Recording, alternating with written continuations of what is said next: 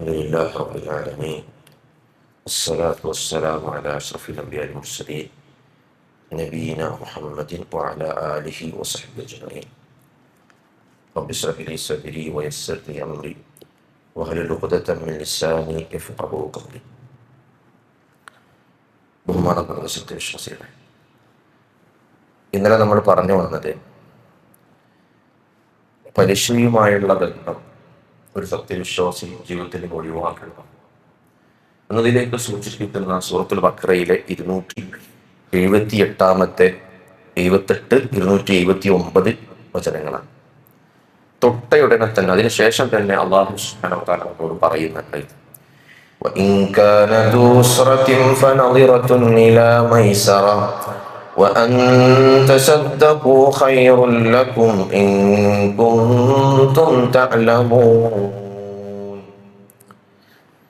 وَإِنْ كَانَ ذُو عُسْرَةٍ, ഞെരുക്കമുള്ളവരാണെങ്കിൽ, فَنَظِرَةٌ إِلَى مَيْسَرَةٍ, അവർക്ക് എളുപ്പമുണ്ടാകുന്നത് വരെ നിങ്ങൾ താമസം കൊടുക്കണം.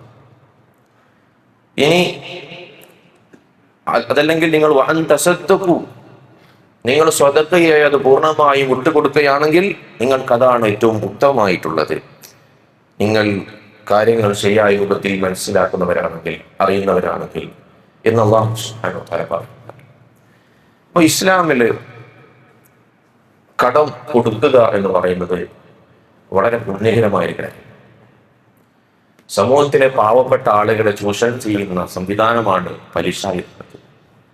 എന്നാൽ ഇസ്ലാം പറയുന്നു, നിങ്ങൾക്കിടയിൽ ജീവിക്കുന്ന പാവപ്പെട്ടവരുടെ പ്രയാസങ്ങൾ അറിഞ്ഞുകൊണ്ട് അവരെ സഹായിക്കുക, അവർക്ക് വേണ്ട സൗകര്യങ്ങൾ ചെയ്തു കൊടുക്കുന്നത് ഒരു മുസ്ലിമിന്റെ ബാധ്യതയാണ്. അതുകൊണ്ട് തന്നെ കടം കൊടുക്കുക എന്നുള്ളത് ഏറെ പുണ്യകരമായിട്ടാണ് ഇസ്ലാം കാണുന്നത്. നബി സല്ലല്ലാഹു അലൈഹി വസല്ലം ഹദീസുകൾ പരിശോധിച്ചാൽ ധാരാളക്കണക്കിന് അതിന്റെ ശ്രേഷ്ഠത നമുക്ക് കാണാൻ കഴിയും. ദുനിയാവിൽ നമുക്ക് ലഭിക്കുന്ന നേട്ടങ്ങൾ പരലോകത്ത് കിട്ടുന്ന നേട്ടങ്ങൾ. ഇമാം മുസ്ലിം റഹിമഹുല്ലാഹ് ഉദ്ധരിക്കുന്ന ഹദീസിലെ കാണാം, മയ്യസ്സറ അലാ മുഹ്സിരിൻ യസ്സറ അല്ലാഹു അലൈഹി ഫി ദുനിയ വൽ ആഖിറ. ഒന്നാമത് കിട്ടുന്ന നേട്ടങ്ങൾ, നമ്മൾ കടം ചോദിച്ചുകൊണ്ട് ഒരു പ്രയാസപ്പെടുന്ന ഒരാൾ നമ്മുടെ അടുക്കലേക്ക് വന്നാൽ നമ്മുടെ മനസ്സിലേക്ക് വരേണ്ട ഒരു ഹദീസാണത്. മയ്യസ്സറ അലാ മുഹ്സിർ, പ്രയാസം അനുഭവിക്കുന്ന, ഞെരുക്കനുഭവിക്കുന്ന ഒരാള്, അയാളുടെ ഞെരുക്കം നിങ്ങൾ നീക്കിക്കൊടുത്താൽ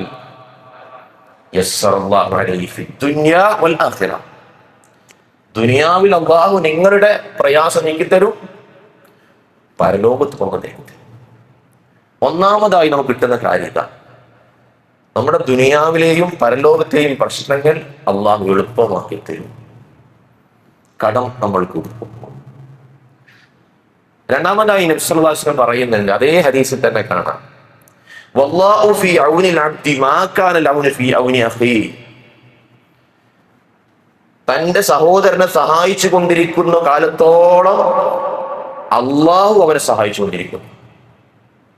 ഇപ്പൊ പ്രയാസപ്പെട്ട ഒരാൾ നമ്മുടെ അടുക്കൽ വന്ന് നമ്മൾ സഹായിക്കുമ്പോൾ, അത് സദക്കയാകട്ടെ അല്ലെങ്കിൽ കടം കൊടുത്തുകൊണ്ടാകട്ടെ, നമ്മൾ സഹായിക്കുമ്പോൾ അള്ളാഹുവിന്റെ സഹായം നമ്മുടെ കൂടെ. രണ്ടാമത് നമുക്ക് കിട്ടുന്ന കാര്യം അള്ളാഹിന്റെ സഹായം. ഇനി നോക്കൂ, മറ്റു ഹദീസുകൾ കൂടി പരിശോധിച്ചാൽ നമുക്ക് കാണുക, മഹാനായ അബൂ ഖതാദ റളിയല്ലാഹു അൻഹു ഉദ്ധരിക്കുന്ന സംഭവമുണ്ട്. അദ്ദേഹത്തിന് ഒരാൾ കടം വാങ്ങി. അങ്ങനെ കടം വാങ്ങിയ വ്യക്തി അബൂ ഖതാദ റളിയല്ലാഹു അൻഹു കാണാതെ ഇങ്ങനെ മാറി നടക്കാം. അവസാനം ഒരിക്കൽ അദ്ദേഹം വീട്ടിലുണ്ടെന്ന് അറിഞ്ഞു. അബൂ ഖതാദ നേരെ വീട്ടിലേക്ക് പോയി അദ്ദേഹത്തെ വിളിച്ചു. അപ്പൊ അദ്ദേഹം പറഞ്ഞു, ഇന്നി മുഹ്സിൻ, ഞാൻ വളരെ പ്രയാസത്തിൽ ഞെരുക്കമുള്ളവൻ, എന്റെ കയ്യിൽ ഒന്നുമില്ല തരാൻ, നിങ്ങളുടെ കടം തിരിച്ചു തരാൻ എന്റെ കയ്യിൽ സമ്പത്തില്ല, ഞാൻ ഞെരുക്കമുള്ളവനാണ്. അബൂ ഖതാദ റളിയല്ലാഹു അൻഹു ചോദിച്ചു, അല്ലാഹി ഇന്നക മുഹ്സിർ, അല്ലാഹനെ തന്നെയാണ് സത്യം, നീ പ്രയാസമുള്ളവനാണോ, ഞെരുക്കമുള്ളവനാണോ? അദ്ദേഹം പറഞ്ഞു, അതെ, ഞെരുക്കമുള്ളവൻ.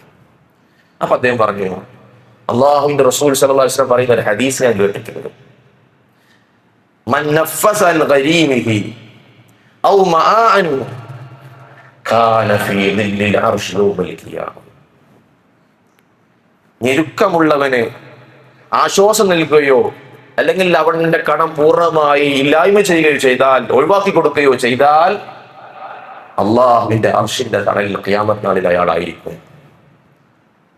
നമ്മളൊരാൾക്ക് കടം കൊടുത്തിട്ട് അയാൾക്ക് നമ്മൾ മാപ്പ് കൊടുത്തു, വിട്ടുവീഴ്ച ചെയ്ത് കൊടുത്തു, കാലതാമസം കൊടുത്തു, അല്ല, ഇനി ഞങ്ങൾക്ക് തരാൻ പറ്റാത്തൊരു സാഹചര്യമാണ്, പൂർണ്ണമായി വിട്ടുകൊടുത്താൽ അള്ളാഹുവിന്റെ അർശിന്റെ തണല് കിട്ടും. ഖിയാമത്ത് നാളിൽ ആളുകൾ ബേജാറായി പ്രയാസപ്പെടുന്ന സമയത്ത് ഈ രൂപത്തിൽ നന്മ ചെയ്ത ആളുകൾക്ക് അർശിന്റെ തണലുണ്ടെന്ന് റസൂലുള്ളാഹി പറഞ്ഞു തരുന്നുണ്ട്. അബൂബക്കർ ഹദീസ് ഓർത്തെടുക്കാൻ, അങ്ങനെ ആ മനുഷ്യനെ ഉപേക്ഷിച്ചു കൊടുക്കാൻ. അപ്പൊ നമുക്ക് കിട്ടുന്ന മൂന്നാമത്തെ നേട്ടം, പരലോകത്ത് അർശിന്റെ തണൽ കിട്ടും. എത്ര വലിയ കാര്യമാണ്. അതുകൊണ്ട് നമുക്ക് അള്ളാഹു സൗകര്യങ്ങൾ ചെയ്തു തന്നിട്ടുണ്ടെങ്കിൽ, നമ്മളോട് ആളുകൾ കടം വാങ്ങിയിട്ടുണ്ടെങ്കിൽ അവർക്ക് കാലതാമസം കൊടുക്കുക, വിട്ടുവീഴ്ച ചെയ്ത് കൊടുക്കുക. അവർക്ക് തരാൻ പറ്റാത്തൊരു സാഹചര്യം എന്ന് മനസ്സിലായാൽ പൂർണ്ണമായി വിട്ടുകൊടുക്കുക.